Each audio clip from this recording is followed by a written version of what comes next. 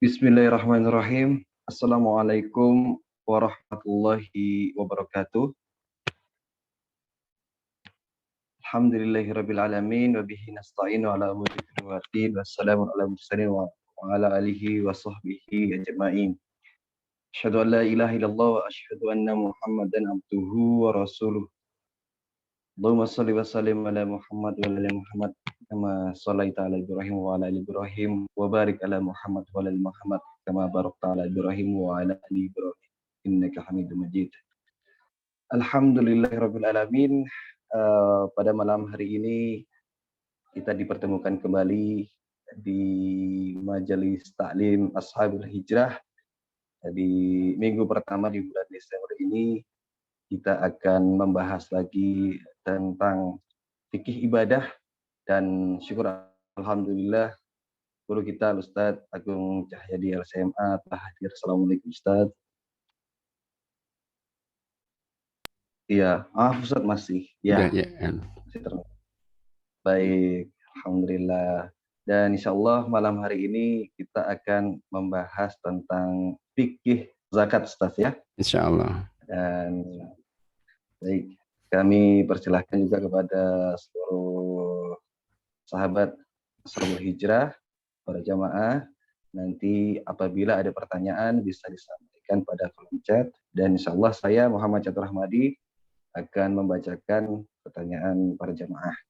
Dan kami harap juga untuk para jamaah akhwat bisa mematikan kameranya, dan kalau begitu langsung saja kami persilahkan kepada Ustadz Agung Cahyadi LCMA Hafizahullah untuk menyampaikan materinya malam hari ini. Tafadhol Ustadz. Baik. Bismillahirrahmanirrahim. Assalamualaikum warahmatullahi wabarakatuh. Innal hamdalillah nahmaduhu wa nasta'inuhu wa nastaghfiruh wa na'udzu billahi min syururi anfusina wa min sayyiati a'malina. Man yahdihillahu fala mudilla lahu wa man yudlil falan tajida lahu waliyyan mursyida. Asyhadu an la ilaha illallah wahdahu la syarika lah wa asyhadu anna Muhammadan abduhu wa rasuluh. Allahumma salli wa sallim ala nabiyyika Muhammad wa ala alihi wa sahbihi wa man da'a bi da'watihi wa sara ala nahjihi ila yaumiddin. Amma ba'du fa yaqulu subhanahu wa ta'ala fi muhkami tanzilih. Ya ayyuhalladzina amanu taqullaha wa qulu qawlan sadida yuslih lakum a'malakum wa yaghfir lakum dzunubakum wa man yuti'illaha wa rasulahu faqad faza fawzan 'azima. Ikhwah dan akhwatillah, Bapak-bapak Ibu sekalian rahimakumullah. Alhamdulillah kembali Allah berkenan untuk memberikan kemudahan dan taufiknya di malam hari ini sehingga kita kembali bisa bertemu dalam kajian Majelis Ashabul Hijrah. Tentunya harapan kita Allah berkenan untuk meridhoi dan mencatat upaya kita ini sebagai bagian dari ibadah kita yang mudah-mudahan nantinya bisa menambah beratnya timbangan kebaikan kita insyaallah. Baik, Bapak Ibu sekalian rahimakumullah, kita akan membahas pada malam hari ini tentang tema fikih zakat. Dan dahulu pernah saya berikan mukadimah bahwa kalau kita berbicara zakat tentunya kita tidak bisa untuk meninggalkan dua ibadah yang berkaitan dengannya, yaitu infak dan sedekah. Karena ini saling berkaitan. Dan kalau kita telah Al-Qur'an Karim, kata-kata zakat, infak, sedekah, dan zakat itu sebenarnya diwajibkan secara faktualnya tahun 2 Hijrah ya, di Madinah. Namun ternyata kalimat ini telah disebut Allah dalam Al-Quran sejak Quran turun di Makkah. Jadi ayat-ayat Makkiyah itu, surat-surat Makkiyah itu banyak disebutkan zakat. Misalnya surat yang kedua tiga Al-Mu'minun, itu surat Makkiyah turun di Makkah. Tapi di situ di ayat yang keempatnya disebutkan zakat sebagai salah satu sifat orang beriman. Qad aflahal mu'minun alladzina hum fi shurutihim khashi'un Nah, artinya penyebutan kalimat zakat, infak, sedekah di ayat-ayat Makkiyah, surah-surah Makkah itu untuk menunjukkan bahwa ini zakat, infak, sedekah merupakan bagian yang tidak terpisahkan dari iman. Karena apa? Karena di Makkah memang belum ada ibadah. Ibadahnya baru wajibkan di akhir periode Makkah menjelang hijrah, itu pun sholat. Nah, sekali lagi, di Makkah concern Nabi hanya iman saja. Penguatan iman, mengamal iman. Nah, sekali lagi ini menunjukkan bahwa ketika disebut ayat-ayat zakat, infak sedekah di ayat Makkiyah, Makkiyah, itu menunjukkan bahwa ini bagian iman. Artinya bukti kebenaran iman itu harus dibuktikan dalam bentuk orang itu harus mengeluarkan sebagian hartanya sebagai zakat, infak, sedekah. Cuman memang ada bedanya ya secara umum antara infak, sedekah, zakat. Kalau zakat memang Allah wajibkan hanya kepada orang kaya saja yang memenuhi syarat tertentu, tapi infak, sedekah ini diwajibkan bahkan termasuk orang miskin. Kenapa ini bukti iman? Maka itu ketika Allah menyebutkan sifat pertama, bahkan orang pertama penghuni surga itu dalam Al-Quran surat yang ketiga ayat 134, kata Allah, alladzina yunfikuna fis-sarra'i wadh-dharra'i, yaitu sifat-sifat orang pertama penghuni surga itu yaitu ketika hidup dulu senantiasa. Kata-kata yunfikun itu dalam bahasa Arab namanya fi'il mudhari', yaitu kata kerja yang menunjukkan terus-menerus, kontinuitas. Jadi sifat orang bertakwa itu saat hidup dulu senantiasa menginfakkan hartanya dalam keadaan lapang atau sempit, kaya atau miskin. Karena itulah dalam ayat Ali Imran, Al-Baqarah ayat 219, itu ada orang-orang sahabat miskin tanya kepada Nabi, yang kemudian dijawab Allah SWT, yang Allah abadikan Al-Quran Karim surat yang kedua ayat 219. Di ayat itu dikatakan, wa yas'alunaka ma yunfikun, dan orang-orang miskin sahabat tanya kepada Nabi, ya Rasulullah, kami infak apa ini, kami miskin ini? Maka Allah jawab, kul, katakan Muhammad, al-afa, ketika ada kelebihan. Al-afa itu kelebihan sisa. Sehingga orang muslim itu kalau dengan uang 5.000 dia bisa makan, bisa minum dengan 3.000, sisa 2.000 dia wajib menginfakkan itu untuk pada orang miskin yang lain yang membutuhkan untuk menutup kebutuhan pokoknya. Nah, itu bedanya infak, sedekah dan zakat. Nah, secara bahasa atau secara syar'i juga ada bedanya memang antara infak dan zakat, meskipun ada kesamaan. Nah, kalau infak itu berasal dari kata-kata anfaqa yunfiku infaqon nafaqah, yang secara bahasa artinya membelanjakan, secara bahasa.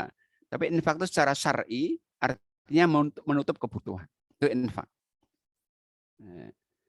Nah, infak dalam kaitan ini dalam Islam hukumnya adalah sesuai pos di mana kita infakkan harta kita, di mana kita belanjakan harta. Kalau posnya itu wajib, menjadi wajib. Contohnya infaknya, nafkahnya orang tua kepada anaknya, suami kepada istri, itu posnya wajib, maka infak hukumnya wajib.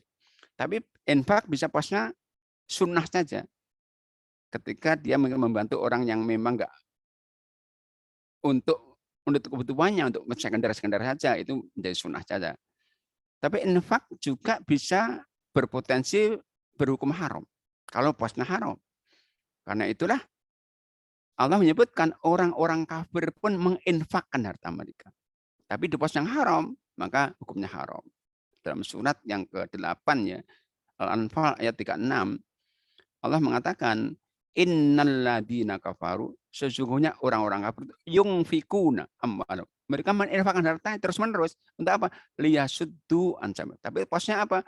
Untuk menghalangi orang dari jalan Allah. Jadi posnya haram, jadi harus sama kita orang mukmin kok membelanjakan harta kita di pos yang haram juga haram, untuk beli narkoba, untuk beli hal yang Allah murkai itu juga haram juga. Itu infak. Infak dalam kaitan kewajiban orang mukmin itu sifatnya harian. Enggak periodik sebagaimana zakat. Itu yang Nabi sebutkan dalam hadis Bukhari Muslim ya, ketika Nabi mengatakan ma min yaumin yusbihul ibadu illa wa malakan yanzilan. Enggak ada satu hari pun ketika seorang hamba itu hidup sampai pagi hari kecuali akan ada 2 malaikat turun dari langit bumi untuk berdoa saja. Nah, doanya itu yang satu baik, yang itu buruk. Yang baik itu ketika dia malaikat menemui seorang mukmin infak di pos yang menginfakkan hartanya. Dan doanya itu Allahumma a'ti munfiqan khalafa. Ya Allah berikan ganti kepada hambamu yang infak hari ini. Tapi ketika yang didatangi itu orang yang enggak berinfak, doanya buruk. Doa kedua, yang doanya Allahumma a'ti mumsikan talafa. Ya Allah berikanlah kehancuran bagi yang tidak infak hari ini. Mumsikan itu orang yang bakhil infak. Itu harian sifatnya. Maka itu sekali lagi sebagai bukti iman kita itu mestinya kita pun harus komitmen juga untuk senantiasa secara harian infak, dan infak itu tidak ada prosentasenya. Berapa saya Rp1, Rp1.000, Rp5.000 itu infak. Seikhlasnya. Ya, itu infak. Nah, namun sedekah beda dengan infak. Kalau sedekah itu berakar dari sedekah yasduku, sidkon, sodakotan, sidikon itu. Karena sedekah artinya benar secara bahasa. Namun secara syar'i, sedekah itu dimaknai oleh Nabi dalam hadisnya, as-sedekatu burhanun. Sedekah itu bukti kebenaran iman. Nah, oleh karena sedekah bukti kebenaran iman, maka sedekah itu bentuknya nggak sama infak. Kalau infak itu membelanjakan bentuknya materi. Sedekah tidak. Bukti iman boleh materi, boleh non materi. Maka Nabi mengatakan, takbir itu sedekah. Amar ma'ruf sedekah. Tersenyum ketika bertemu saudara kita sedekah. Buang duri sedekah. Nah, itu sedekah. Sifatnya harian juga sedekah itu, bukan bulanan, karena bukti iman ini. Nah, namun kalau kita baca Quran, ketika kita baca ayat-ayat yang di situ ada kata-kata sedekah, kata-kata infak, itu sering maksudnya zakat. Sering maksudnya zakat. Apa zakat itu? Zakat itu secara bahasa dari kata-kata zaka, yazku, ada tazkiyah, zakayu, zaki, tazkiyah, artinya dia bisa bermakna tumbuh, berkembang, bisa bermakna bersih, suci, itu zakat. Nah, secara syar'i zakat itu, secara syar'i yaitu kadar harta tertentu, 2,5%, 5%, yang wajib dikeluarkan oleh orang tertentu, yaitu orang mukmin yang kaya saja. Kalau infak tidak, semua orang mukmin. Sedekah semua orang mukmin. Kalau zakat hanya orang tertentu, orang kaya saja, muslim kaya. Dan untuk dialokasikan pada kelompok tertentu. Jadi alokasi zakat ini, keperuntungan zakat itu hanya untuk kelompok tertentu yang Allah sebutkan dalam surat yang ke-9 atau 60, yaitu orang fakir, orang miskin, ambil zakat, akan bahas. Nah, itu pun di waktu tertentu, jadi periodik sifatnya, nggak harian. Bisa setahun sekali, bahkan bisa setiap panen, petani itu setiap panen. Dan syaratnya tertentu, ketat syaratnya. Jadi zakat itu semua tertentu, kadarnya tertentu, yang wajib mengeluarkan orang tertentu, yang penerimanya kelompok tertentu, waktunya tertentu, syarat tertentu, itu zakat. Dan sekali lagi kalau kita baca Quran, kata-kata infak sedekah itu sering maksudnya zakat. Contohnya, ketika Allah menyebut dalam surat yang ke-9 ayat 34, 35, itu Allah sebut kata-kata infak itu maksudnya zakat. Kata Allah di ayat itu, Taubah 34, 35, walladzina yaknizuna dzahaba wal fiddata wala yunfikuna. Kata Allah, yang menyimpan hartanya berupa emas, perak, wala yunfikuna, tidak menginfakkannya, artinya tidak menzakatinya maksudnya. Maka bagi mereka fabasyirhum, maka beritakan bahwa mereka adab yang pedih. Itu infak, tapi maksudnya zakat. Sama, kata Allah sebut sedekah, kata-kata maksudnya zakat, sering. Contohnya, dalam surat yang ke-9 juga, ayat 60. Ketika Allah menyebut tentang golongan penerima zakat, yang 8 orang itu, Allah sebutkan kata-kata sedekah. Kata Allah, innamas shadaqatu lil fuqara'i wal masakin wal mu'amilin wal mu'allafati qulubuhum dan selanjutnya. Nah, semua ahli tafsir sepakat kata zakat itu maksudnya, kata sedekah maksudnya zakat. Nah, sehingga apa? Sehingga ini ada kesamaan, ada perbedaan. Ada antara zakat, sedekah, infak, zakat. Nah, kita akan coba sekarang membahas zakat khususnya. Meskipun kita akan nanti bicara masalah sedekah karena ada kaitannya. Nah, dilihat dari hikmah zakat, kenapa zakat diperintahkan dikeluarkan? Banyak hikmahnya, yaitu diantaranya dia ada merupakan sarana pembersih jiwa dan pembersih harta sekaligus. Kenapa harta harus dibersihkan, jiwa harus disucikan? Begini, harta yang diperoleh seorang mukmin dengan usahanya itu sebenarnya harta kotor semuanya, harus dibersihkan. Maka kalau kita bekerja kok mendapatkan harta, kok kita konsumsi habis, itu dosa. Berarti makan harta kotor. Kenapa? Saat kita bekerja dan menghasilkan, itu Allah titipkan hak orang lain di harta yang kita peroleh itu untuk kita alokasikan kepada mereka. Itu Allah sebutkan misalnya dalam surat yang ke-70 ya, ayat yang ke 19 21 24 25. Kata Allah, walladzina fi amwalim haqqum ma'lum. Dalam surat 70 Al-Ma'arij ayat 24. Dan di harta orang beriman itu ada hak tertentu yang harus dialokasikan kepada mereka nggak Allah beri harta, yaitu orang fakir miskin. Sehingga Nabi itu keluarganya nggak boleh menerima zakat karena harta kotor itu. Nabi nggak menerima zakat, keluarganya nggak boleh menerima zakat sedekah karena harta kotor. Itu. Nah, itu harta harus dibersihkan. Yang kedua, membersihkan jiwa. Kenapa jiwa harus dibersihkan? Karena semua manusia itu diciptakan dalam keadaan jiwanya kotor. Kenapa? Kikir. Semua tuh. Allah katakan dalam surah Al-Ma'arij juga, ayat 19 dan 20, Allah katakan, innal insana khuliqa halu'a. Semua manusia semua diciptakan dalam keadaan suka keluh kesah. Wa idza masau syarru jahua. Kalau terima musibah dia keluh kesah. Wa idza masal khairu 20-nya kalau dia ada kebaikan manua dia bakhil. Nah, ini harus dibersihkan, dipaksa Allah mengeluarkan zakat agar hilang kebakhilannya itu, kekikirannya itu.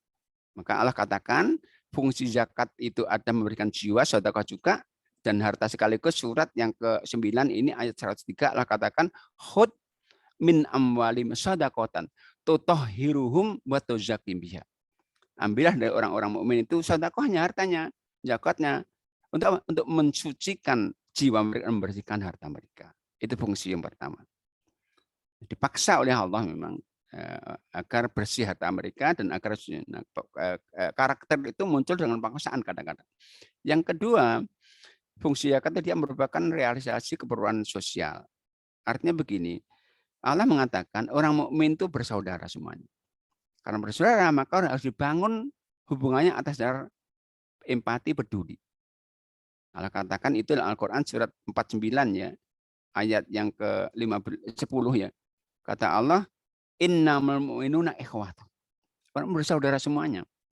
Nah, bentuk kepeduliannya itu diantara dia harus sekali lagi empati kepada saudara yang butuh. Maka Nabi dalam sebuah riwayat mengatakan, la yu'minu ahadukum melayu menan batas sab'ana wajaru syai'un wa ya'lam. Tidak sempurna iman seorang itu kalau dia bisa tidur kenyang sementara mengetahui kelaparan. Ini fungsi dari zakat yang kedua. Yang ketiga yaitu dia sebagai sarana untuk meraih pertolongan Allah. Jadi manusia itu semua lemah ya. Allah katakan surat An-Nisa ayat 25 ya, 28 ya, innal insana khuliqa halu'a. Lemah semua manusia. Nah, sementara beban-beban syar'i ini, taklif itu tabiatnya berat. Apalagi kalau tambah ujian. Nah, karena kemanusiaan kita hampir mustahil kita bisa merespon ujian-ujian Allah itu dengan bagus karena kelemahan kita. Nah, kita hanya akan kuat kalau kita dapat kekuatan dari sumber kekuatan Allah SWT. Dan Allah SWT akan memberikan pertolongan kita kalau menolong Allah. Kalau kita menolong Allah dengan melaksanakan perintahnya. Maka Allah mensyaratkan ya, jika kalian ikut mau pertolongan Allah, tolong juga Allah. Laksanakan perintahnya, laksanakan syariatnya. Surat yang ke-47 ayat 7 Allah katakan, intan surullaha yansurkum. Kalau kalian menolong Allah, baru Allah akan menolong kalian. Maka ketika menolakkan zakat berarti kita telah menolong Allah dengan melaksanakan perintahnya, maka itu kita punya hak untuk ditolong Allah SWT. Berikutnya adalah dia merupakan ungkapan rasa syukur atas nikmat harta. Jadi semua nikmat itu wajib disyukuri. Mensyukuri nikmat itu yaitu dengan memanfaatkan potensi yang Allah berikan untuk kepentingan yang Allah ridhoi. Nah, sebagai bukti kita itu mensyukuri nikmat harta, ya kita keluarkan infaknya, sedekahnya, dan juga zakatnya. Nah, karena saat kita tidak mensyukuri nikmat harta dengan membakhil untuk kepentingan ini, maka Allah akan mengadab kita. Kalau kita syukuri dengan kita infakkan, maka Allah berjanji untuk ditambah itu. Dalam surat yang 14 Ibrahim ayat 7 Allah katakan la in syakartum la ajidannakum wa la in kafartum inna adzabi lasyadid. Kalau kalian bersyukur, aku akan tambah nikmatku. Maka itu tadi doa malaikat, kalau orang infak akan didoakan, akan diganti. Tapi kalau kita kufur dengan tidak mensyukur nikmat itu, maka kita akan dapat ancaman Allah dengan adab yang pedih sekali. Nah, berikutnya, zakat itu adalah salah satu aksiomatika dalam Islam. Artinya, sebagaimana orang tahu wajibnya sholat, mestinya harus tahu wajibnya zakat. Karena sama kedudukannya rukun Islam. Nah, karena begitu tinggi kedudukan zakat itu, maka ancaman kepada mereka yang melanggar aturan ini, yang tidak mau zakat itu ancaman sangat berat sekali. Jadi dari rukun Islam yang sifatnya ibadah, ya sholat, zakat, puasa, haji, itu yang ancaman bagi pelanggarnya dunia akhirat itu adalah sholat dan zakat. Kalau orang puasa nggak diancam dalam Islam, di dunianya, akhiratnya diancam. Orang nggak haji kalau mampu, dia nggak diancam di dunianya, di akhirat diancam. Tapi kalau sholat dan zakat, ancam dunia akhirat sekaligus. Nah, salah satu bukti ancam dunia akhirat itu dalam satu hadis Nabi mengatakan begini tentang zakat ini. Man a'taz zakah mu'tajiron falu ajruha. Wa man mana'aha fa inna akhiduha wa syatral mali azmatan min ajri rabbina. Orang yang mengeluarkan zakat karena ingin dapat pahala, Allah berikan pahala. Tapi bagi mereka yang menghalangi atau tidak mau zakat, maka kata Nabi, fa inna akhiduha, kami pemerintah yang akan maksa mengambil dan merampas separuh hartanya sekaligus. Nah, itu kalau personal ya, dirampas separuh hartanya. Tapi kalau komunal sifatnya diperangi sampai mati. Pada zaman Abu Bakar itu ada kasus kan, namanya gerakan murtad ya, Harakatul Riddah. Kenapa dianggap murtad? Karena mereka menolak kewajiban zakat, menolak mengeluarkan zakat. Padahal pada saat Nabi mereka menzakat. Memang Abu Bakar perangi, kejar-kejar itu sampai kemudian sampai dibunuh. Itu ketika bentuknya adalah komunal, kelompok, berat. Nah, kalau di akhirat berat lagi. Jadi orang nggak zakat itu di akhirat ancamannya itu ancaman fisik dan sekaligus ancaman mental. Ancaman itu Allah sebutkan di Al-Quran surat yang ke-9 ayat 35 ya. Allah katakan yauma yuhma 'alaiha fi nar jahannam. Hari akhirat nanti orang yang enggak zakat itu harta-harta yang disimpan yang zakat itu kata Allah akan dipanaskan di neraka. Yang panasnya 7 kali lipat panas api dunia. Kemudian diserikakan di kening mereka, di punggung mereka, di lambung mereka. Basic. Enggak cukup, tapi Allah katakan hadza ma kanastum faduku makun. Ini hasil kerja kalian enggak zakat. Maka rasakan apa yang atas. Jadi kalau orang dipukul sakit, kalau katakan rasa orang Jawanya itu akan lebih sakit mentalnya dah habis. Itu tentang ancaman bagi mereka yang enggak zakat. Nah, kita lanjutkan tinjauan historis pelaksanaan zakat. Jadi zakat itu tidak diwajibkan secara rinci langsung ya. Ada periode Mekah, ada periode Madinah. Periode Mekah itu kata-kata zakat disebutkan tadi saya sebutkan banyak sekali ayat yang menyebutkan itu. Namun zakat yang dimaksud di periode Mekah itu sifatnya enggak rinci, yaitu hanya sifatnya silahkan mengeluarkan dengan seperti infak kita sekarang, ya, tanpa ada ketentuan yang rinci sekali, sifatnya umum seperti infak sekarang. Nah, itu semua sahabat waktu itu juga sangat luar biasa karena mereka tahu itu bagian dari iman mereka. Itu periode Mekah. Nah, periode Madinah itu baru. tahun 2 Hijrah bersamaan dengan wajibnya puasa diwajibkan zakat. Itu penduduk Madinah tahun 2 Hijrah bareng dengan wajibnya puasa. Nah, saat turun perintah zakat ini, Nabi langsung membentuk tim zakat, ambil zakat. Namanya Jubat. Langsung Nabi mengutus orang-orang tertentu untuk mengambil zakat. Mus'ab bin Umar di Madinah, Mu'ad di Yaman, Ibnu Labtiyah, banyak sekali ambil zakat Nabi. Nah, artinya apa? Zakat itu ternyata dalam sejarahnya dia merupakan tanggung jawab negara. Maka semua aset umat Islam itu di negara, dia terdata di negara. Terdata, semua aset Muslim itu terdata. Nah, terdata di lembaga amil zakat yang ada di negara itu.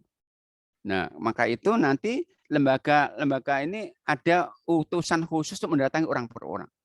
Kapan jatuh temponya zakat didatangi. Kalau menolak dirampas hartanya. Ini zakat. Nah, tapi ketika kemudian tahun 24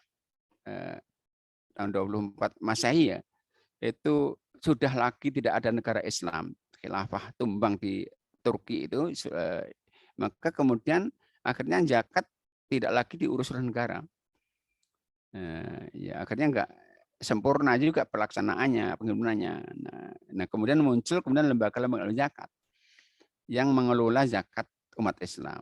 Tapi itu sebenarnya sangat parsial sekali. Kenapa? Kalau di kepala negara itu kan struktur negara sampai kampung-kampung, sehingga semua tercover.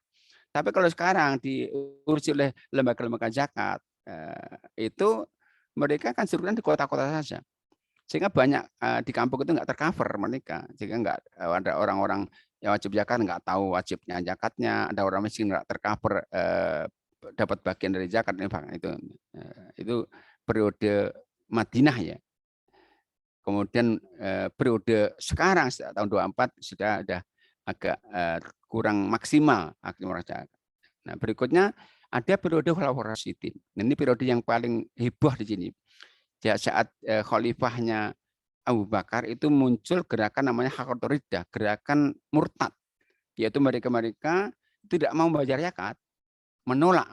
Maka saat itu Abu Bakar langsung menetapkan hukum perangi mereka. Awalnya ditentang oleh Umar. Ya, Abu Bakar, apakah engkau akan memerangi orang yang mengatakan la ilaha illallah?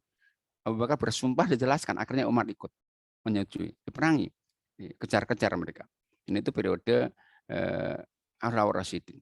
Nah, kita lanjutkan, secara umum ya, zakat itu ada dua macam. Zakat dua macam, yaitu ada zakat mal, harta kekayaan. Yang kedua zakat nafs atau zakat fitri atau zakat fitrah bahasa kita. Ini kedua jenis zakat itu aturannya beda. Nah, sekarang kita akan bahas dulu zakat mal. Di antara harta kekayaan yang terkena oleh zakat, ada sebagian perselisihan ya. Yang jelas yang sepakati itu emas perak. Sejak zaman Nabi. Ada harta perniagaan sejak zaman Nabi. Binatang ternak itu zaman Nabi, ada unta, sapi, kambing. Zaman Nabi hanya 3 itu, unta, sapi, kambing. Zaman Umar masuk kuda waktu itu, karena zaman Nabi kuda nggak diternak untuk tunggangan saja, tapi zaman Umar diternak, maka Umar menetapkan wajibnya zakat kuda. Hasil tanaman. Nah, tanaman ini ada perbedaan nanti antara ulama kita.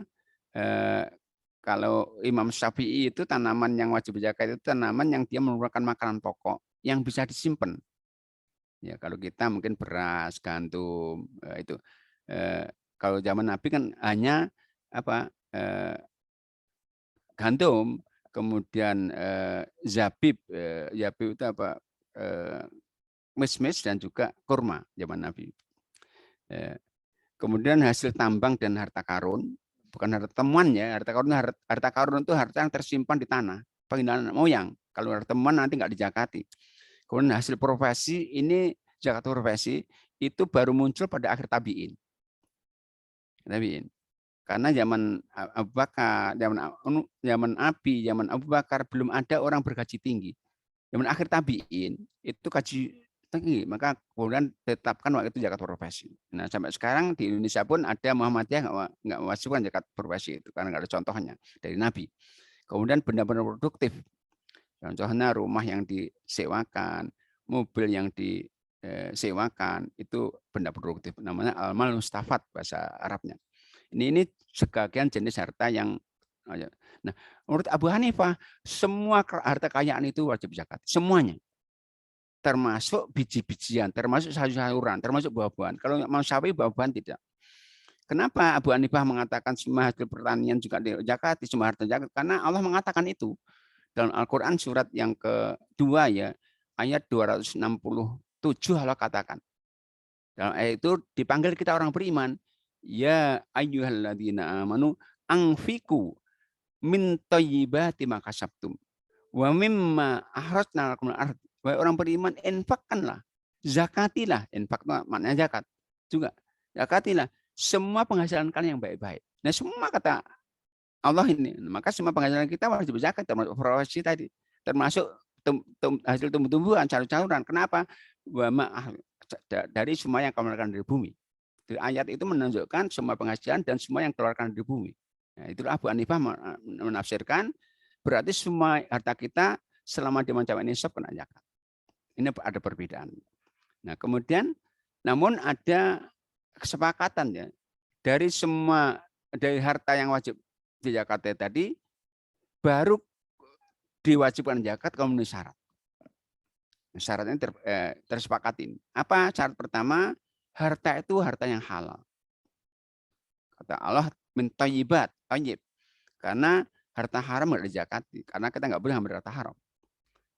Meskipun ada satu ayatnya yang mengatakan zakat itu kan fungsinya mensucikan. Tadi surat 9 syarat 3 mensucikan. Waktu itu ambil harta haram itu sucikan, tidak benar. Karena zakat itu hanya dizakati dari harta yang halal saja, yang baik. Kata Allah, thayyibat, thayyib. Yang kedua, harta itu baru wajib zakat kalau dia dimiliki secara penuh. Al-milkut tam.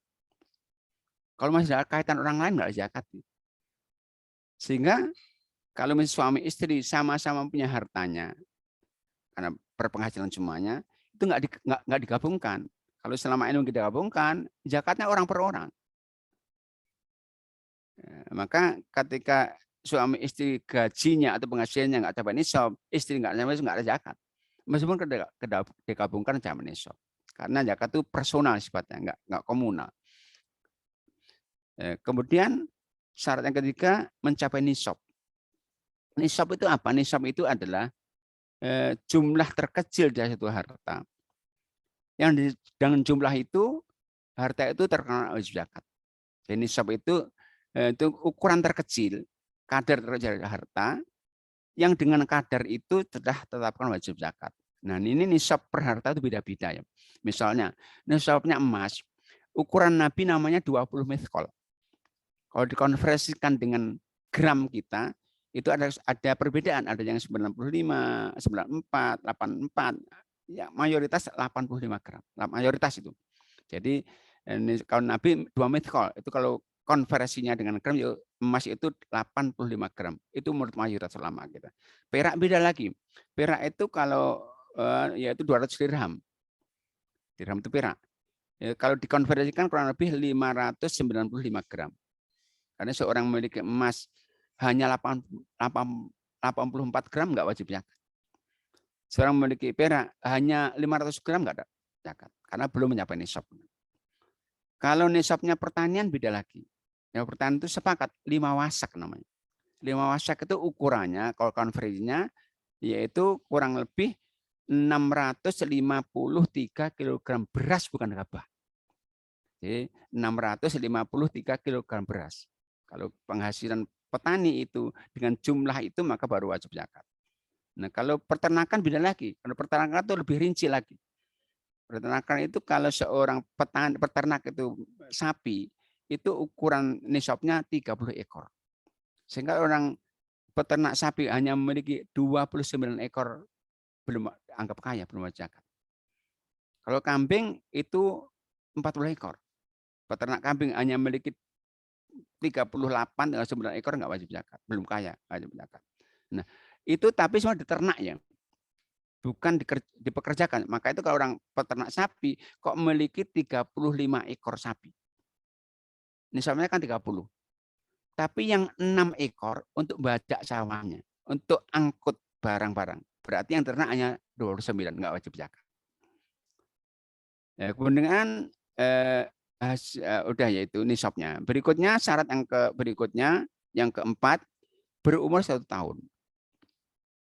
Nah ini bukan untuk semua harta ya, yaitu diperkecualikan yaitu pertanian dan sejenisnya. Untuk pertanian itu setiap panen. Kalau yang emas, perak, perniagaan, ternak itu setiap tahun. Setiap tahun. Setiap tahun itu artinya itu dihitung sejak zaman nisab. Contohnya begini, seorang ibu-ibu beli emas pada bulan Sya'ban itu hanya 84 gram. Belum zaman nisab, nggak usah dihitung. Nah, ketika Ramadan ditambah 1 gram, sehingga Ramadan itu 80 gram, itu nisab. Kapan zakatnya? Ramadan akan datang. Jadi dihitungnya itu sekali lagi 1 tahun itu sejak nisab. Kalau di tengah-tengah jalan kurang nisab, nggak hitung lagi. Misalnya Ramadan 5 gram, tapi Muharram dijual karena untuk kebutuhan, nggak tambah nisab, nggak usah dihitung lagi.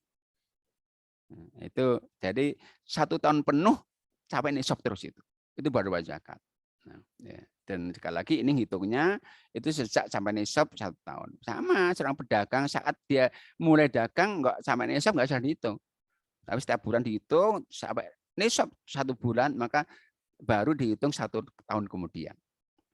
Seorang misalnya dapat warisan dari orang tuanya itu banyak, ini 1 M, nggak dizakat saat itu, tapi setahun kemudian kalau masih sampai nisab. Tapi kalau 1 M sudah beli rumah 900 juta, tinggal 100 juta, maka tahun depan hanya wajib yang zakatnya dari 100 juta saja.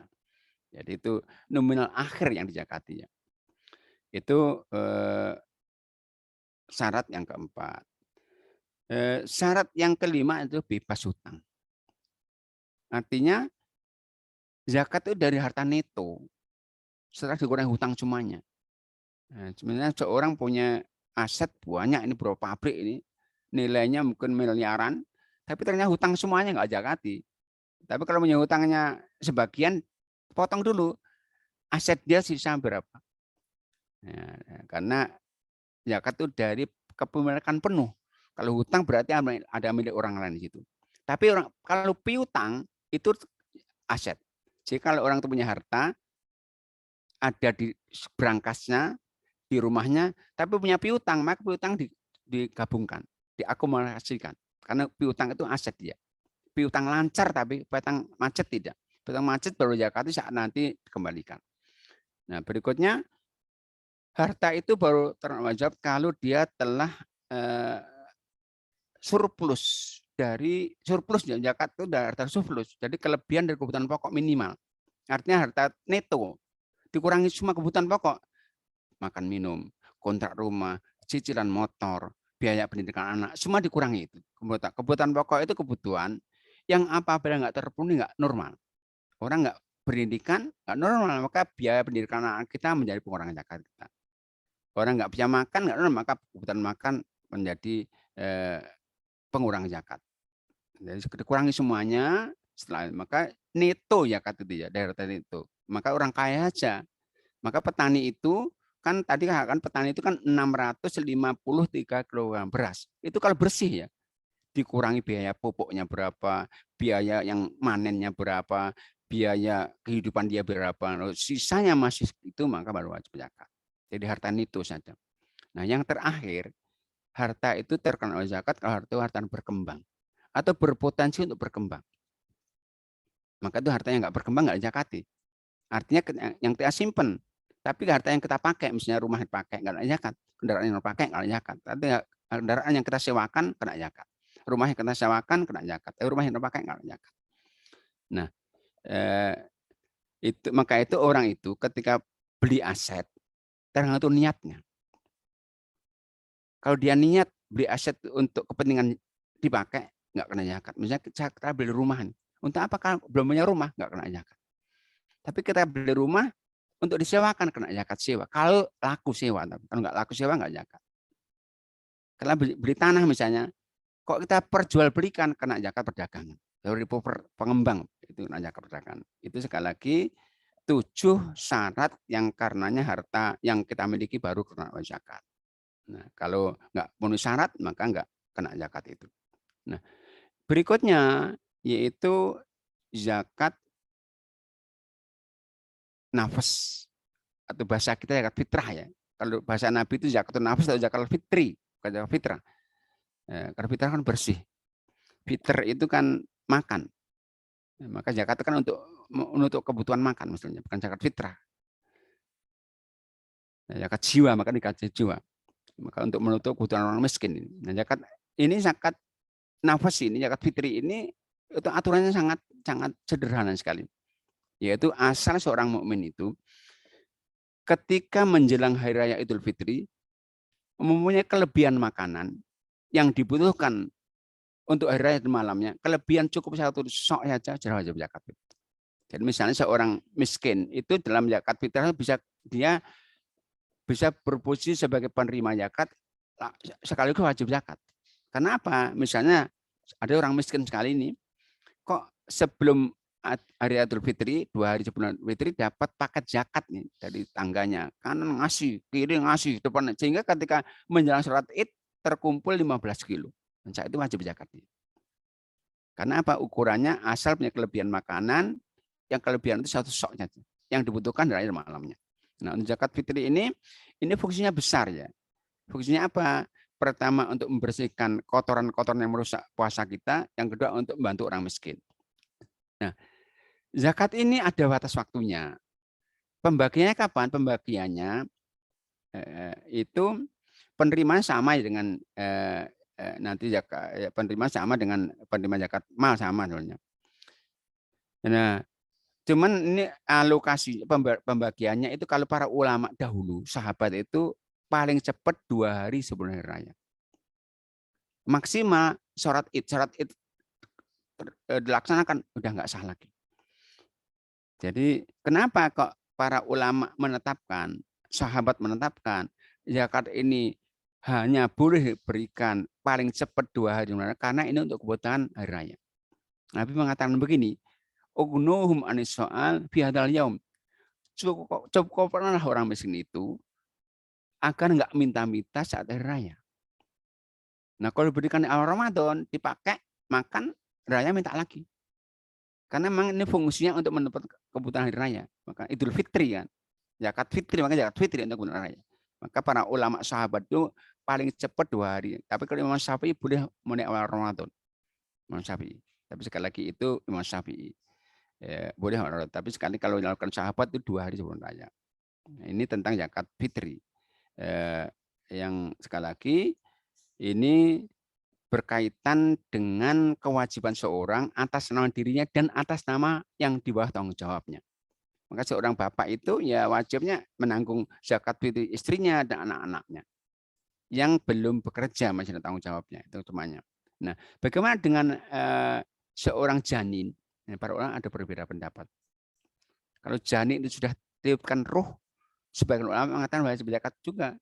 Sebagaimana dia kan udah ruh kan jiwa ini, nafas kan. Nah, orang 120 hari kan udah berubah jiwa. Tapi sebagian ulama mengatakan ukurannya lahir.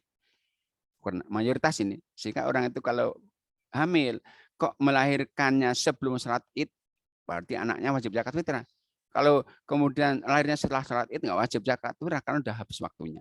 Ini tentang zakat nafas, zakat fitri. Nah, baik, mungkin masih panjang ya ini tentang zakat ini.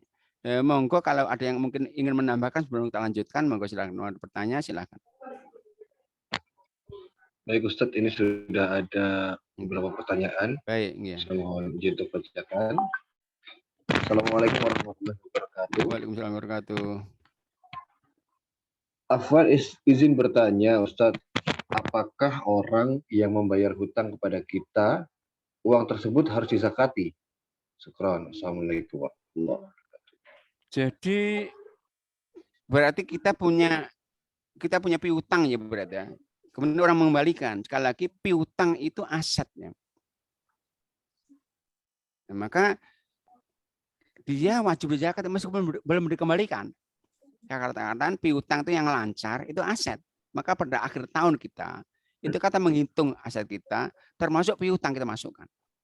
Misalnya begini, pedagang lah, pedagang itu pada akhir tahun itu harus menghitung zakatnya. Apa yang dihitung? Pedagang itu aktiva lancar. Karena barang yang berdalikan dihitung berapa nilainya. Stok lama bisa kurang. Ditambah piutang lancarnya. Ditambah uang cash hasil penjual hasil jual beli 1 tahun. Itu dikurangi cuma hutang, biaya. Nanti kalau nyamain insaf kena zakat. Maka orang itu kalau menerima kembalian uang karena utang maka dizakati, digabungkan dengan harta dia karena itu adalah aset dia. Bisa dipahami ya? Baik, Ustaz. Ada pertanyaan lagi. Assalamualaikum Ustaz. Afwan mau nanya, kalau untuk hasil pertanian zakatnya berapa persen? Apakah sama dengan zakat mal 2,5%? Terus untuk rumah sewa zakatnya juga berapa persen? Jazakallah khair. Baik, untuk pertanian itu zakatnya 2 macam. Kalau pertanian itu adalah petani yang membutuhkan budidaya petaninya, pengairannya, ya irigasi, maka zakatnya itu 5%. Tapi kalau hasil pertanian itu tak ada hujannya, tak ada hujan itu artinya dia sudah dibiarkan aja udah mungkin buah pertanian yang di gunung-gunung yang dibiarkan aja itu menghasilkan itu 10%. Itu kalau pertanian ya ada 2 macam ya. Jadi kalau pertanian itu butuh budidaya petaninya, irigasinya butuh, maka 5% dari nominalnya, bukan dari nisab nominalnya. Misalnya penghasilan 1 ton, berarti 5% kali 1 ton itu.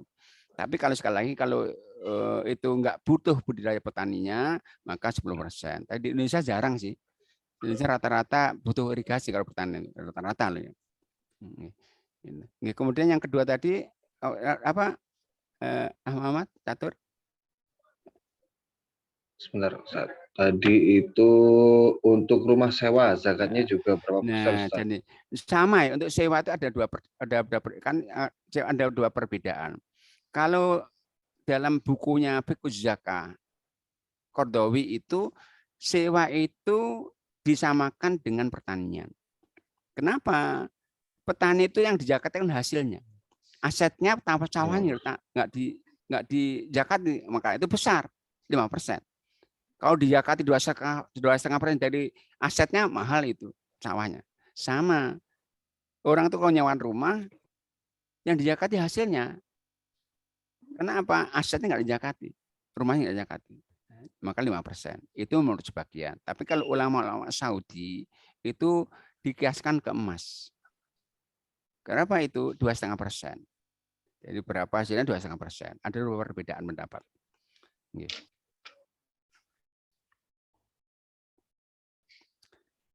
Kita lihat di tabel ya. Itu tabel itu menunjukkan itu jenis hartanya apa, nisabnya berapa, kadar zakatnya berapa, dan kenapa dapat itu.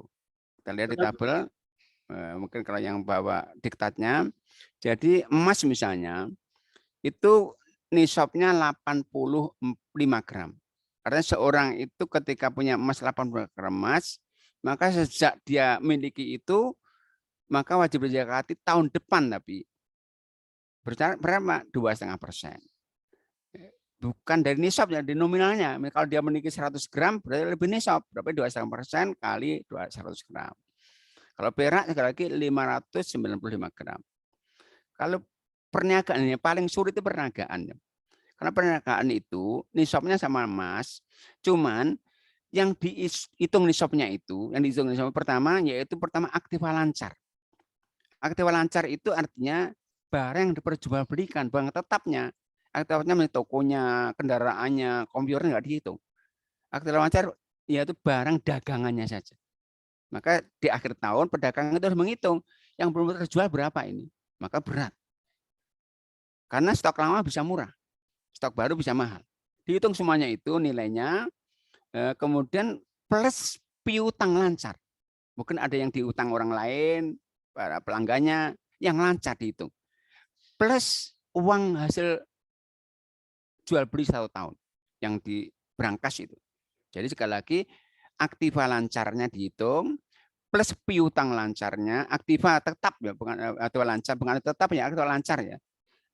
Atau kemudian itu, kemudian piutang lancarnya plus keuntungan 1 tahun, yaitu uang cash yang ada hasil penjualan. Itu dikurangi semua kebutuhan, hutangnya, biaya pegawainya, sewa tokonya, dikurangi semua. Kalau mencapai nisab 2,5% zakatnya. Maka pedagang itu paling sulit ngitungnya. Karena sulitnya maka pahalanya paling besar. Nah, bisa mengatakan at-tajiru shadiqu fil jannah. Pedagang jujur tuh jaminnya surga. Itu kalau perniagaan. Nah, berikutnya binatang ternak. Kalau binatang ternak lebih mudah karena udah dari jadwalnya dari Nabi ini. Ya, unta itu baru kena zakat kalau peternak unta 5 ekor sapi. 5 sampai 9 ekor sapi, maka zakatnya 1 ekor kambing berumur 1 tahun. Kalau dia memiliki 10 ekor sampai 14 ekor, zakatnya 2 ekor kambing. Umurnya 1 tahun per kambingnya. Kalau dia memiliki 15 ekor sampai 19, zakatnya 3 ekor kambing.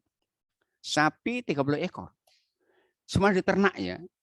Kalau ada yang dipekerjakan, maka nggak dizakati. Misalnya orang memiliki 31 ekor sapi, berarti lebih nisab. Tapi kalau yang 2 ekor untuk bajak sawahnya, untuk angkut barang-barangnya, maka berarti yang ternaknya 28 nggak zakat. Kalau dia memiliki 30 ekor sampai 39 ekor, maka zakatnya 1 ekor sapi yang berumur 1 tahun. Kalau dia memiliki 40 ekor sapi sampai 59 ekor sapi, zakatnya ekor sapi umur 2 tahun dan selanjutnya. Kambing itu 40 ekor. Kalau di Indonesia mungkin jarang ya, kalau di negara-negara Australia, New Zealand, di Saudi banyak. Orang itu bisa ribuan ekor kambing miliki peternak itu. Nah, kambing itu 40 ekor baru kena zakat. Nisabnya. Kalau 40 sampai 120, zakatnya 1 ekor kambing. 101 sampai 200, zakatnya 2 ekor kambing dan selanjutnya. Nah, kita sedang hadir tanaman tadi. Tanaman itu sekali lagi menurut mayoritas ulama kita itu yang jadi makanan pokok saja. Kalau kita beras ya, gandum, sagu itu saja. Tapi yang enggak bisa disimpan buah-buahan misalnya apa namanya itu pisang, anggur enggak zakati.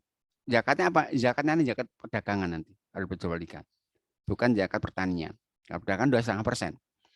Nah, dan nisabnya besar kalau zakat perdagangan itu. Zakatnya sama dengan 85 gram emas. Jadi sekali lagi mayoritas mengatakan pertanian yang jadi makanan pokok yang bisa disimpan. Kalau nggak disimpan, karena zakat perdagangan harus diperjualbelikan. Nah, kalau tambang itu nisabnya sama dengan emas ya. Tapi itu setiap mendapatkan ya. Kalau kita kan banyak itu batu bara segala macam itu. Jadi harta karun sekali harta yang terpendam di tanah. Kalau dalam negara Islam begini, kalau kita punya tanah misalnya, kalau kita gali, bikin sumur, tiba-tiba ada lempengan emas itu milik kita. Cuman zakatnya 20%. Kalau di kita milik negara itu.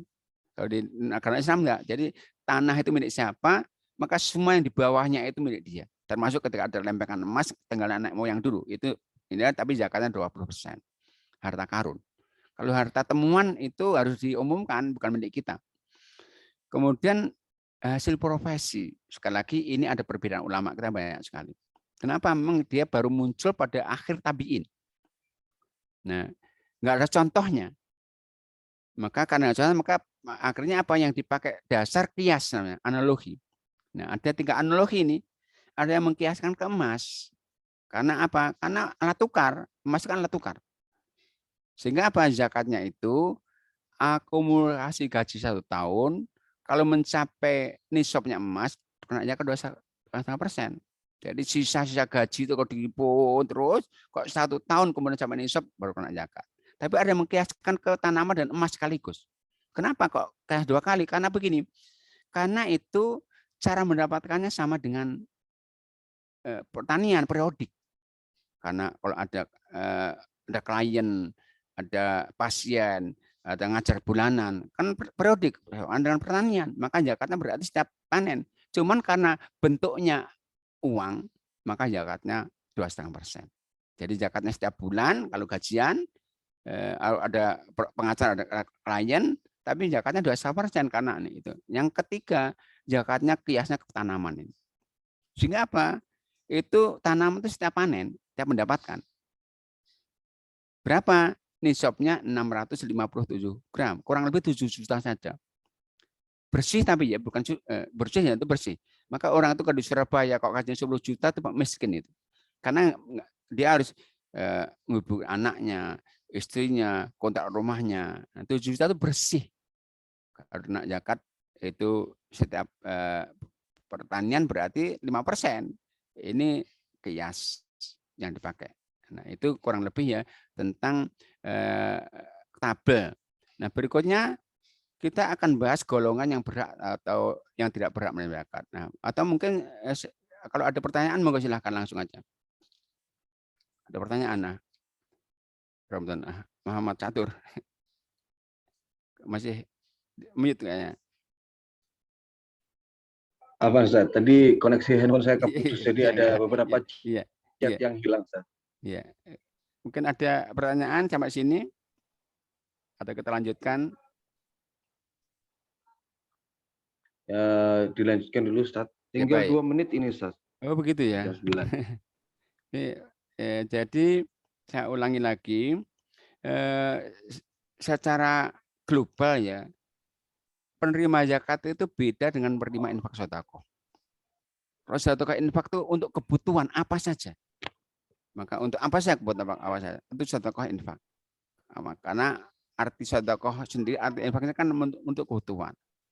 Termasuk sedekah itu bahkan boleh kepada orang non-muslim yang bukan muharbi. Kalau zakat tidak. Zakat itu hanya khusus diperuntukkan untuk 8 semuanya orang. Allah sebut dalam surat yang ke-960.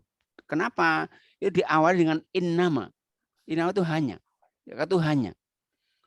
Ya, maka para ulama mengatakan ini enggak boleh zakat itu untuk masjid, madrasah. Maka kalau ada masjid mengatakan masjid ini sedang renovasi membutuhkan zakat, Anda enggak boleh. Kenapa? Dan sekali lagi Allah katakan innama itu hanya. Ada polemik di Indonesia begini. Dari poin yang ke-7 itu lihat ada fisabilillah. Ada yang mengatakan fisabilillah kan jalan kebaikan. Memang benar. Kalau kita baca Al-Qur'an, kata fisabilillah itu punya 2 arti. Kadang-kadang artinya proyek kebaikan, kadang-kadang orang yang sedang berjuang dengan Allah. Nah, masuk manakah fisabilillah ini? Semua ulama zakat, ulama madhab, semua ulama mengatakan fisabilillah dalam ayat ini artinya orang yang berjuang dengan Allah, bukan proyek kebaikan.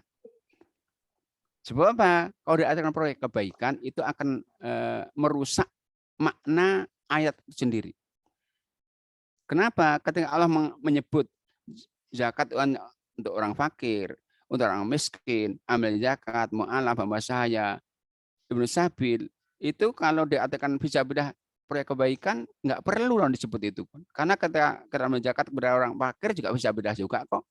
Amil zakat kepada hamba sahaya fisabilillah juga, maka nggak perlu diulang. Padahal Allah nggak mungkin mengulang-ulang kecuali punya makna. Yang Abu Hanifah menambahkan, zakat itu sifatnya tamlik ya. Tamlik itu memindahkan hak milik. Artinya ketika kita memberikan zakat kepada orang miskin, berarti milik kita menjadi milik orang miskin.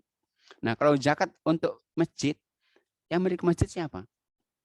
Masjid itu proyek, masjid itu wakaf. Nggak punya. Kalau kita memberikan zakat untuk madrasah, saya milik madrasah itu. Nah, sekali lagi itu maka itu katakan fisabilillah ini artinya orang. Sehingga zakat itu semuanya untuk orang. Orang fakir, orang miskin, orang amil zakat, orang mu'alaf, orang hamba sahaya, orang membayar hutang, orang yang berjuang, dan orang kewajiban bekal dalam perjalanan. Nah, itu tentang penerima zakat. Nah, cuman juga ada 8 golongan yang boleh, kalau divisinya satu persatu, fakir itu paling parah ya. Fakir itu orang yang tidak memiliki pekerjaan atau memiliki tapi penghasilannya kurang dari separuh kebutuhannya. Orang butuhnya 1 bulan 2 juta, dia hanya penghasilan 900.000 saja. Itu fakir, fakir sekali itu. Yang pertama kali prioritas. Miskin kondisinya lebih baik. Miskin itu orang punya penghasilan, tapi nggak bisa menutup kebutuhannya semuanya. Meskipun lebih dari separuh. Lebih baik. Nah, kalau ambil zakat tuh semua mereka yang mengelola zakat secara profesional, bukan yang sifatnya sementara, musiman, ad hoc. Sehingga panitia zakat itu bukan ambil zakat. Ambil zakat itu profesional, orang yang memang tugasnya sampai ambil zakat. Lembaga ambil zakat itu ya semua juru pungutnya, direkturnya itu semua ambil zakat. Memang dia khusus tugasnya itu. Jadi sekali lagi ambil zakat itu bukan panitia ya, tapi ambil itu pekerja zakat. Itu berhak menerima zakat, gajinya dari zakat itu. Mu'alaf ada dua macam dalam Islam. Mu'alaf itu ada mu'alaf muslim, ada mu'alaf non muslim. Mu'alaf non muslim itu orang non muslim tapi dia punya kecenderungan ke Islam. Yang apabila diberi harta, dia termotivasi masuk Islam. Itu mu'alaf non-muslim. Itu nggak boleh zakat. Sedekah infak boleh. Nah, yang masuk di ini mu'alaf muslim saja. Mereka yang sudah masuk Islam, tapi masih butuh penguatan Islamnya. Yang apabila berzakat termotivasi untuk belajar Islam. Itu mu'alaf. Tapi syaratnya dia miskin. Mu'alaf kaya nggak boleh juga. Berikutnya hamba sahaya. Nggak ada lagi sekarang. Cuman para ulama mengatakan hamba sahaya nanti bisa diwakili. Yaitu kapan? Ketika ada peperangan antara tentara Islam dan non-Muslim. Nah, ada tentara Islam yang dipenjarakan. Kalau boleh ditebus dengan uang, boleh ditebus dengan harta zakat. Kemudian orang yang mempunyai hutang konsumtif, bukan produktif ya, hutang konsumtif ini, bukan produktif. Sehingga syaratnya apa? Dia miskin. Karena orang-orang kaya punya hutang banyak. Sekali syaratnya orang-orang miskin. Berikutnya fisabilillah, yaitu orang yang berjuang dengan Allah. Bahkan kalau Imam Syafi'i itu orang jihad saja. Kalau ulama mengatakan orang berjuang, termasuk mungkin ya orang guru TPQ itu kan berjuang menekan Allah itu. Ibnu Sabil itu orang yang kehabisan bekal dalam perjalanan. Misalnya orang yang pergi umroh misalnya kok copet, dirampok, habis nggak bisa pulang, maka boleh dari zakat itu. Nah, sementara juga ada 8 orang juga yang nggak boleh menerima zakat. Orang kaya. Tapi ada orang kaya yang boleh zakat. Jadi ada 3 orang kaya yang boleh menerima zakat. Siapa itu? Pertama, orang yang kaya yang berjihad, berperang. Itu boleh menerima zakat. Dibiayai semua dari zakat boleh. Sepakat itu. Nabi mengatakan, la tahilu zakat li ghayyin illa li ghazin. Zakat enggak boleh orang kaya kecuali orang yang berperang. Yang kedua, orang kaya yang bekerja sebagai amil zakat. Direktur amil zakat tuh, lembaga zakat tuh kaya-kaya itu.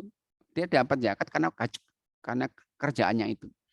Kemudian orang kaya juga yang boleh zakat, menerima zakat orang kaya yang berhutang atas nama orang lain. Contohnya begini, misalnya ada A kaya, punya tangga miskin sekali. Nah, butuh uang mendadak ini. Datang kepada A, Bapak tolong saya dipinjami uang 1 juta saja, saya butuh untuk membuat anak saya. Tapi A ini yang kaya nggak punya uang cash ini. Harus menjual barang yang nggak bisa langsung dijual. Sehingga apa? Ketika sangganya butuh 1 juta nggak bisa memberikan nih. Akhirnya A ini pinjam ke temannya B. Bukan untuk dia, tapi untuk menutup kebutuhan orang miskin tadi. Maka A ini boleh menerima zakat bukan untuk dikonsumsi, untuk menutup hutangnya agar si miskin nggak bayar hutang. Itu orang kaya. Yang kedua, orang yang mampu bekerja dan sudah menghasilkan yang bisa menutup kebutuhannya, meskipun nggak kaya. Ketiga, orang kafir. Kemudian orang ateis. Kemudian orang murtad. Kemudian ahli dhimah. Ahli dhimah itu ahli kitab ya, yang hidup di negara Islam. Jadi di Madinah itu di ahli kitab. Itu nggak boleh menerima zakat. Kalau infak sedekah silakan, kalau zakat tidak. Kemudian semua yang di bawah tanggung jawab kita, istri, bapak, ibu, anak ke bawah itu nggak boleh, karena tanggung jawab kita itu. Maka itu seorang suami itu nggak boleh memberikan zakat pada istrinya, tapi istri boleh memberikan zakat pada istri suaminya. Kalau istri kaya, suami miskin boleh itu, karena suami bukan tanggung jawab istri. Yang ke-8, keluarga Nabi semuanya nggak boleh menunaikan zakat dan sedekah sekaligus. Nabi mengatakan, la tahillu li ali Muhammadin min syai'. Keluarga semuanya nggak boleh menerima zakat. Karena kata Nabi itu harta kotor. Nah, ini kurang lebih ya tentang kalau kita sekaligus selesaikan sistem zakat yang bisa kita baca dari praktek para pendahulu kita itu ada 3 komponen. Pertama, agniya sebagai muzaki, sumber hartanya, amil sebagai pengelolanya, mustaqil penerimanya. Dari 3 komponen ini, yang paling harus aktif adalah yang kedua, amil zakat. Amal zakat itu aktif, mengambil, menyimpan, menyerahkan. Enggak boleh amal zakat itu diam-diam saja. Nunggu setoran. Maka perintah Allah kepada amil zakat itu surat yang ke-9 ayat 103, khud ambil. Kembalikan, turut dikembalikan. Maka dia ambil zakat itu di samping harus punya data orang kaya, harus punya data orang miskin. Enggak boleh dia mengumumkan ini ada harta silahkan ambil, enggak boleh. Harus mendatangi, jadi zakat itu diberikan ya, bukan suruh ngambil orang itu. Diambil dari orang kaya, nggak boleh, nggak perlu didatangi, ambil zakat. Kemudian setelah dia menghimpun zakat, harus data orang miskin dikuasai, serahkan di antara rumah-rumah mereka. Nggak boleh dia bagi kupon agar orang miskin antri, nggak boleh. Nah, karena itulah dia dapat gaji dari zakat. Karena memang aktif dia.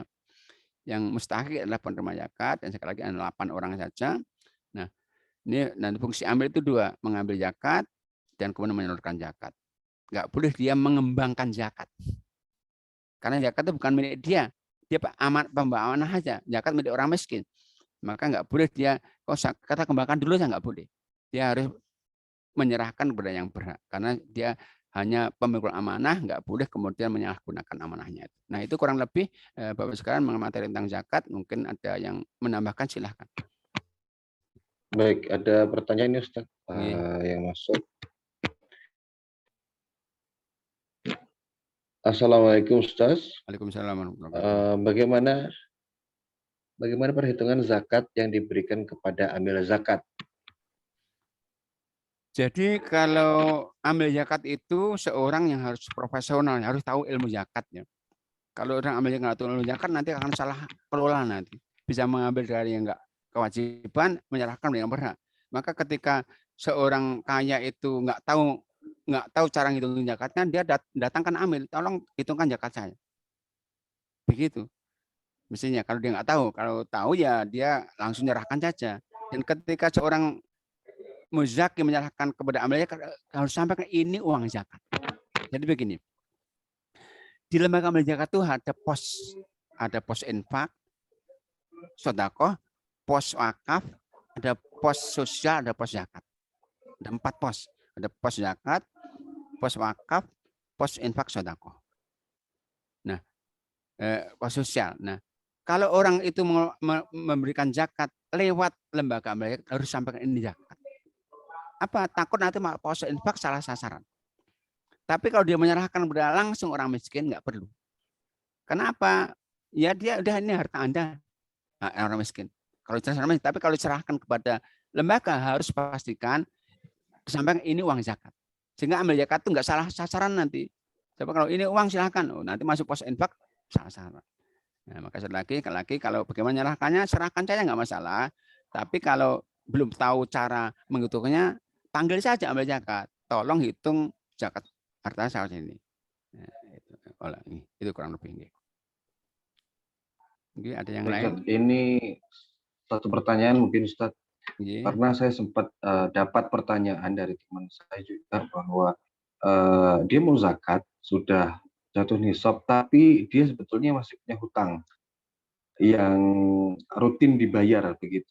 Itu bagaimana Ustaz? Kalau tadi karena persyaratannya kan bebas hutang. Bebas hutang itu Ustaz. Jadi hutang betul, maksudnya, Ustaz. jadi hutang, hutang pengurang zakat itu hutang cash yang dibayar saat wajib zakatnya, bukan hutang yang mundur. Jadi begini, misalnya dia jatuh tempo zakatnya bulan Muharram, hutang yang dibayar Muharram itu berapa? Itu yang mengurangi. Nah, hutang selanjutnya tidak.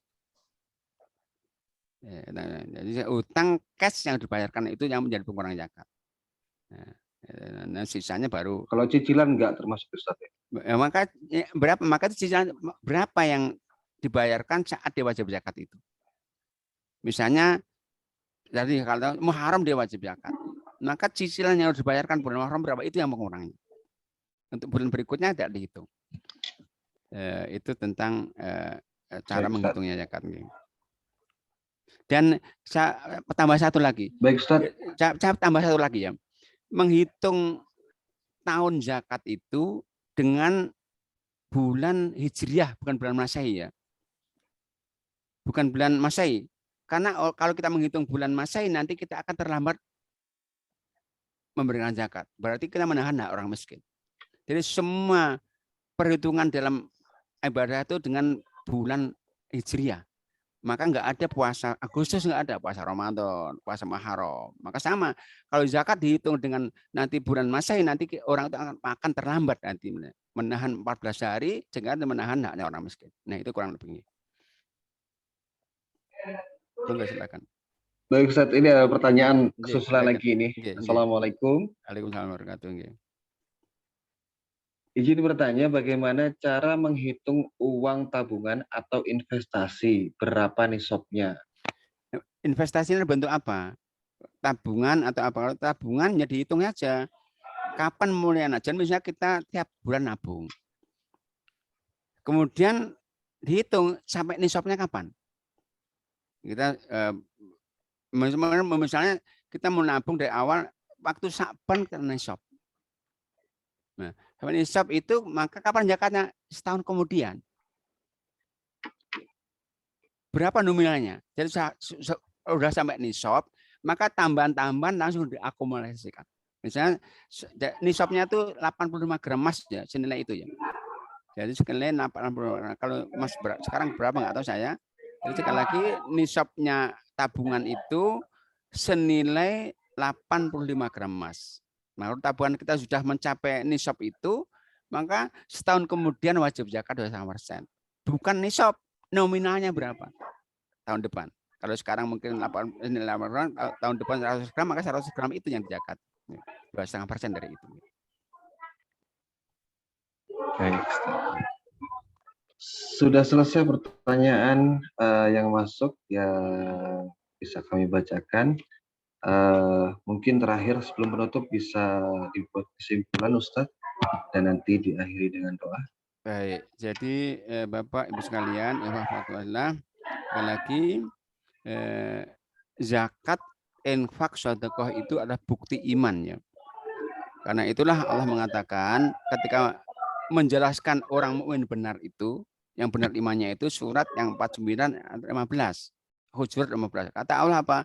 Orang mukmin yang benar itu yang beriman kepada Allah dan berjuang dengan harta dan jiwa. Harta dan jiwa itu maksudnya dengan zakat, infak, sedekah. Karena itu sekali lagi, karena zakat itu 2,5% dari aset kita, maka saya ingin mengingatkan diri saya sendiri, setiap income kita itu harus kita catat. Kenapa? Kita 100.000 nggak kita catat akan mengurangi nilai zakat kita nanti. Ya kan, kita nggak 100.000 kita nggak zakat berarti 2,5% dari 100.000 nanti masih kita makan. Maka pastikan tiap muslim mencatat semua aset income-nya. Nah, kalau tidak, takut salah, kalau zakat itu lebih baik diberikan lebih. Kenapa? Takut tadi ada khawatir yang nggak tercatat. Jadi kalau misalnya zakat kita misalnya 5 juta, tambah saja 5,5 juta misalnya. Nah, antisipasi barangkali ada income yang lupa kita catatnya. Nah, mudah-mudahan sekali lagi Allah memberikan kemudahan buat sekalian untuk bisa menunaikan semua yang Allah wajibkan kepada kita sesuai yang diatur Allah, sehingga kita akan digolongkan pada orang yang bertakwa. Nah, kita akhiri ya kita pertemuan kita dengan doa ya. A'udzubillahi minasyaitonirrajim. Bismillahirrahmanirrahim. Alhamdulillahirabbil alamin, hamdan yuwafi ni'amahu wa yukafi'u mazidah. Ya Rabbana lakal hamdu kama yanbaghi li jalali wajhika wa 'azimi sultanik. Allahumma salli wa sallim ala nabiyyika Muhammad wa ala alihi wa sahbihi wa sallim tasliman katsira. La ilaha illa anta subhanaka inna kunna minadh dhalimin. Rabbana ighfir lana wa li ikhwanina alladziina sabaquna bil iman ولا تجعل في قلوبنا غلا للذين آمنوا ربنا إنك رؤوف رحيم ربنا اغفر لنا ذنوبنا وكفر عنا سيئاتنا وتوفنا مع الأبرار ربنا وآتنا ما وعدتنا على رسلك ولا تخزنا يوم القيامة إنك لا تخلف الميعاد اللهم أعنا على ذكرك وشكرك وحسن عبادتك اللهم يا مقلب القلوب ثبت قلوبنا على دينك ويا مصرف القلوب صرف قلوبنا على طاعتك اللهم اكفنا بحلالك عن حرامك وأغننا بفضلك عمن سواك ربنا هب لنا من أزواجنا وذرياتنا قرة أعين واجعلنا للمتقين إماما ربنا آتنا في الدنيا حسنة وفي الآخرة حسنة وقنا عذاب النار توفنا مسلمين والحقنا بالصالحين سبحان ربك رب العزة عما يصفون wassalamualaikum warahmatullahi wabarakatuh. Baik Bapak-Ibu sekalian, tentunya ada khilaf, ada yang kurang berkenan, saya mohon maaf dan sekaligus saya mohon pamit. Billahi taufiq wal hidayah. Assalamualaikum warahmatullahi wabarakatuh. Waalaikumsalam warahmatullahi wabarakatuh. Barakallahu fiik Ustaz atas penyampaiannya hari ini. Mudah-mudahan bermanfaat untuk semua dan amin. Malam hari ini apa yang kita lakukan dicatat sebagai penambah timbangan amal baik kita kelak di yaumul hisab. Saya selaku moderator malam hari ini mengucapkan mohon maaf apabila ada kesalahan dan kekurangan. Mudah-mudahan kita dipertemukan kembali pada pertemuan selanjutnya. Saya ucapkan jazakumullahu khair untuk seluruh jamaah dan kita akhiri majelis kita dengan doa kafaratul majelis. Subhanallahumma wa bihamdika asyhadu an la ilaha illa anta astaghfiruka wa atubu ilaik. Assalamualaikum warahmatullahi wabarakatuh. Waalaikumsalam warahmatullahi wabarakatuh.